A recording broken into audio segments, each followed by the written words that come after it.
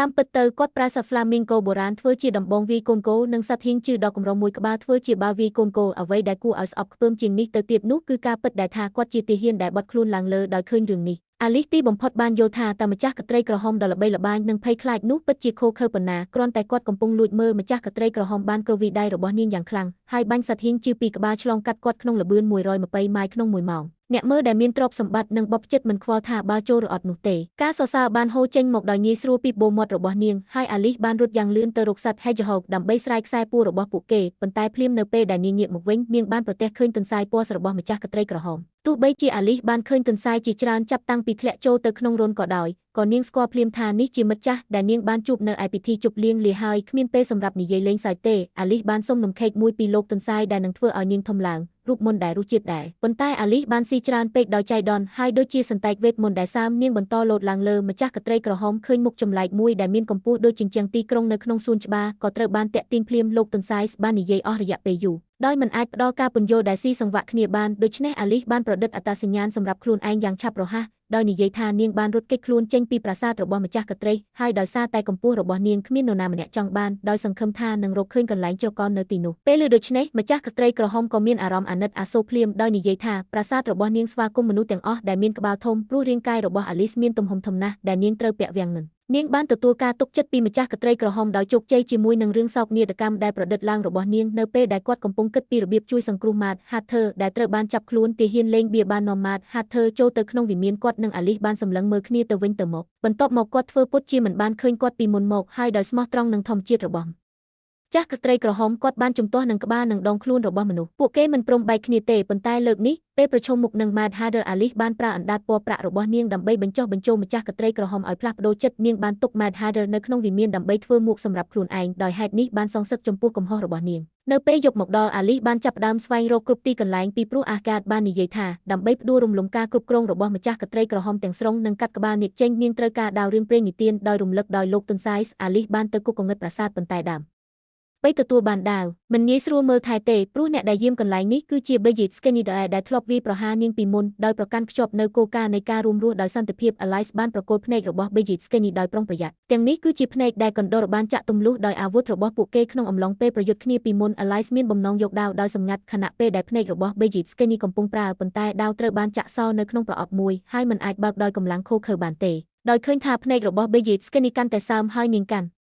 ់តែខិតជិតមកដល់ Alice ចង់រកឱកាសរត់គេចខ្លួនយ៉ាងណាក៏ដោយគាត់បានសន្លប់ដោយសារតែរបួសដៃធ្ងន់ធ្ងរពេលគាត់ភ្ញាក់ឡើងគាត់ឃើញថាខ្លួនគាត់មិនមានរបួសអ្វីទាំងអស់បរោះស្គមស្កាំងភ្នែកធំដែលហៀបនឹងវាយប្រហារគាត់បែរជានៅក្បែរគាត់ដូចជាអ្នកដើរតាមដ៏ស្មោះត្រង់ពេញមួយយប់ភ្លាមនោះ Alice បានកត់សម្គាល់ឃើញថាកូនសោទៅកាន់ប្រអប់កំណប់កំពុងជួជុំវិញរបស់បរោះស្គមស្កាំងនោះពេលនាងលូកដៃទៅយកកូនសោបរោះស្គមស្កាំងមិនត្រឹមតែមិនទប់ទល់ប៉ុណ្ណោះទេថែមទាំងចាប់ផ្ដើមព្យាបាលរបួសរបស់អាលីសដោយទឹកមាត់របស់គាត់ដោយទទួលបានដាវដោយជោគជ័យអាលីសហៀបនឹងកាត់ចំណងរបស់ Mad Hatter ពេលដែលអ្នកជិះសេះមកដល់ជាមួយនឹងទាហានរបស់គាត់អំឡុងពេលប្រយុទ្ធគ្នាកណ្ដុរនោះបានប្រញាប់ប្រញាល់បង្ហាញឈ្មោះរបស់ Alice មានអារម្មណ៍រីករាយយ៉ាងខ្លាំងនាងបានស្វែងរកនៅខាងក្រៅព្រះបរមរាជវាំងអស់រយៈពេលយូរមកហើយដោយមិនដែលនឹកស្មានថានាងនឹងនៅក្បែរនាងឡើយ Alice បានព្យាយាមរត់ភ្លាមប៉ុន្តែត្រូវបានឡោមព័ទ្ធដោយទាហានលេងបៀនៅពេលដែលនាងគិតថានាងនឹងត្រូវវិនាសដែល Gwen Shao ស្រាប់តែលេចចេញមកដោយវាយកំទេចទាហានស្ដាងទាំងនោះហើយនាំ Alice ចេញពីព្រះបរមរាជវាំងនៅតាមផ្លូវពួកគេបានជួបប្រទះនឹងឆ្កែចោកដែលពួកគេធ្លាប់ជួបពីមុនហើយពួកគេបានទៅដល់ប្រាសាទរបស់ម្ចាស់កត្រីជាមួយគ្នាដើម្បីដោះស្រាយបញ្ហាទំហំរាងកាយប្រែប្រួលរបស់ Alice ម្ចាស់កត្រីបានចាប់ផ្ដើមផលិតថ្នាំពិសេសរបស់នាងខ្ញុំភ្នាល់ជីវិតរបស់អ្នកជាលើកដំបូង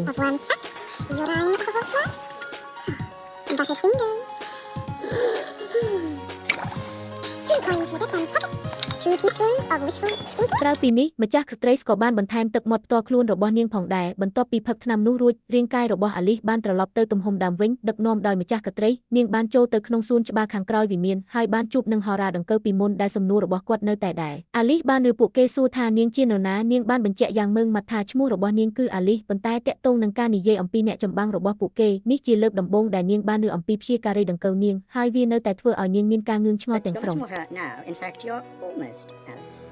Even so, couldn't say the Jabberwocky if my life depended on it. It will. So I suggest you keep the Vorpal sword on hand when the Fractures Day arrives. You seem so real. Sometimes I forget that this is all a dream. ហោរាដង្កូវមិនបានឆ្លើយទេទន្ទឹមនឹងនេះ ម្ចាស់កត្រីក្រហមពេលដឹងពីអត្តសញ្ញាណពិតរបស់អាលីសមានការខឹងសម្បាយ៉ាងខ្លាំងរហូតដល់ក្បាលរបស់នាងធំឡើងទ្វេដងនាងបានកាត់ទោស Mad Hatter និង Rod ដោយសម្រេចចិត្តកាត់ក្បាលពួកគេដូចពីមុនទោះជាយ៉ាងណាក៏ដោយនៅពេលដែលដាវរបស់ពេជ្ឈឃាតត្រូវបានគ្រវីចុះមនុស្សគ្រប់គ្នាបានដឹងថា Mad Hatter ដែលត្រូវបានកាត់ក្បាលគឺជាអ្នកក្លែងបន្លំបន្ទាប់មក Mad Hatter ពិតប្រាកដបានបង្ហាញខ្លួននៅលើវេទិកានៅចំពោះមុខម្ចាស់កត្រីក្រហមដោយលាតត្រដាងដោយគ្មានមេត្តានៅភាពអួតអាងរបស់ពួករដ្ឋមន្ត្រីនិងស្ត្រីអភិជនភាពចម្លែករបស់ពួកគេទាំងអស់គឺជាការក្លែងបន្លំជាល្បិចកមួយដើម្បីកេងប្រវ័ញ្ចការអាណិតអាសូររបស់ម្ចាស់កត្រីក្រហមនិងទទួលបានទ្រព្យសម្បត្តិនិងអំណាចផ្ទាល់ខ្លួនម្ចាស់កត្រីក្រហមដែលត្រូវបានបោកបញ្ឆោតនោះមានការខឹងសម្បារយ៉ាងខ្លាំងហើយស្រែកថានាងនឹងកាត់ក្បាលពួកគេនៅពេលនេះ Mad Hatter បានលោតចុះពីវេទិកាហើយចាប់ផ្ដើមជំរុញឲ្យមនុស្សគ្រប់គ្នាចូលរួមជាមួយគ្នា Is no slave to the Red Queen's court. All of you, stand up and fight. Rise up against the bloody Red Queen. Hello, everybody, check this.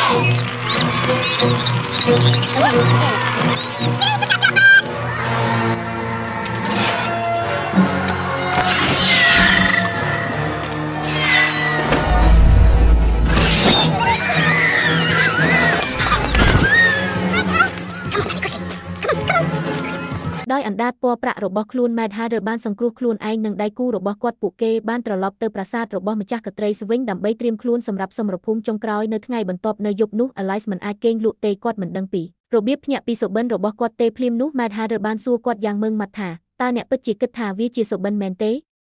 Alice ឆ្លើយថាជាការ Don't ប្រា come កដ from my own mind. Which would mean that I'm not real. Afraid so. Just a figment of my imagination. I would dream up someone who's half mad. Yes, yes, but you would have to be half mad to dream me half. I must be then. I'll miss you when I wake up. យើងស្រឡាញ់គ្នាទៅវិញទៅមកពេលវេលាតែងតែកន្លងផុតទៅយ៉ាងលឿនថ្ងៃនៃសមរភូមិដ៏ម៉ឺងម៉ាត់បានមកដល់ហើយមនុស្សគ្រប់គ្នាមានអារម្មណ៍រីករាយខ្លាចចុះឈ្មោះយឺតនិងបាត់បង់ឱកាសបង្កើតឈ្មោះឲ្យខ្លួនឯងយោងតាមហោរាមានតែវីរបុរសដែលអាចសម្លាប់នាគបានគឺ Alice ប៉ុន្តែតាំងពីដើមមក Alice បាននិយាយថានាងមិនចង់ចូលរួមក្នុងការតស៊ូវាងអ្នកទាំងពីរនោះទេជាពិសេសដោយសារតែនេះគ្រាន់តែជាសុបិនប៉ុណ្ណោះជាអកុសលគ្មាននរណាម្នាក់ខ្វល់ពីគំនិតរបស់នាងទេសូម្បីតែម្ចាស់កត្រីស្ក៏ជាប់ពាក់ព័ន្ធដែរ Alice ស្រាប់តែយល់ពីការគំរាមកំហែងខាងសីលធម៌ដោយគ្មានទីពឹងមនុស្សគ្រប់គ្នាកំពុងដាក់សម្ពាធលើ Alice ហើយនាងបានរត់គេចខ្លួនដោយភ័យស្លន់ស្លោដោយបានជួបនឹងហោរាដង្កូវនាងដែលជិតដល់ទីបញ្ចប់នៃជីវិតរបស់គាត់ Alice សង្ឃឹមថាគាត់អាចប្រាប់នាងពីរបៀបចាកចេញពីកន្លែងនេះហោរាដង្កូវនាងបាននិយាយ I ថា can't help you if you don't even know who you are, stupid girl. You're stupid. My name is Alice. I live in London. I have a mother named Helen and a sister named Margaret. My father was Charles Kingsley. He had a vision that stretched halfway around the world and nothing ever stopped him. I'm his daughter. I'm Alice Kingsley. Alice, at last. You were just as dim-witted the first time you were here. You called it Wonderland, as I recall.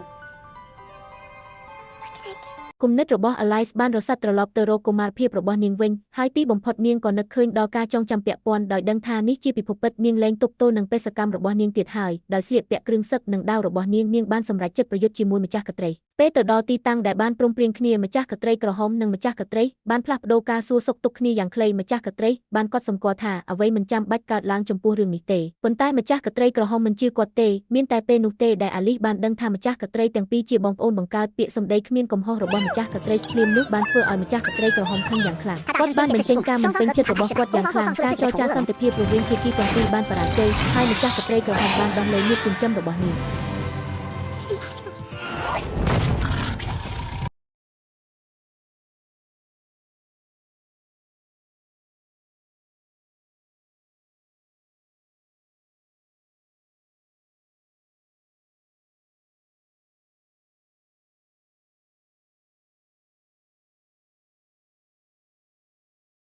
វិធីសាស្ត្រនេះទោះបីជាប្រើពាក្យច្រើនបន្តិចក៏ដោយក៏វាដំណើរការបានល្អ Alice បានបន្តការវាយប្រហាររបស់នាងហើយទីបំផុតបានកាត់អណ្ដាតនាគដោយដាវរបស់នាងដោយកំហឹងនាគបានប្រើកន្ទុយរបស់វាដើម្បីគប់ Alice ទៅលើដីធ្វើឲ្យដាវរបស់នាងហោះឡើងដើម្បីទិញពេលវេលាឲ្យ Alice យកដាវរបស់នាងមកវិញ Mad Hatter បានប្រញាប់ប្រញាល់ចូលទៅក្នុងការប្រយុទ្ធទោះបីជាមានចិត្តណាល្អក៏ដោយគាត់បានបំពេញច្បាប់ដែលបានបង្កើតឡើងនៅពេលនេះការប្រយុទ្ធបានចាប់ផ្ដើមសេរីភាពសម្រាប់ទាំងអស់គ្នាដ៏ច្របូកច្របល់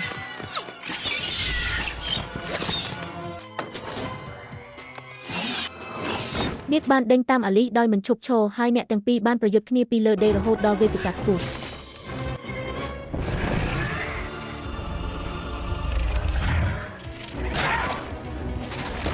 ដោយមើលមិនឃើញផ្លូវចេញ Alice ក៏លោតទៅលើកញ្ចឹងនាគរួចក៏ឆ្លៀតឱកាសនោះគ្រវីដាវរបស់នាងហើយកាត់ក្បាលនាគ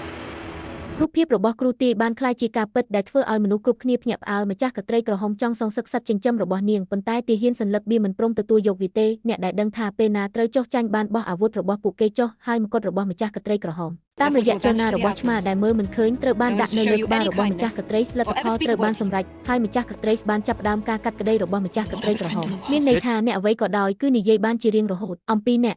សម្រាប់ពួកចុងក្រោយទទួលបានជោគជ័យហើយម៉ែថាដែលដូចដែលគាត់បានសន្យាបានបង្ហាញរបាំដ៏ពិសេសរបស់គាត់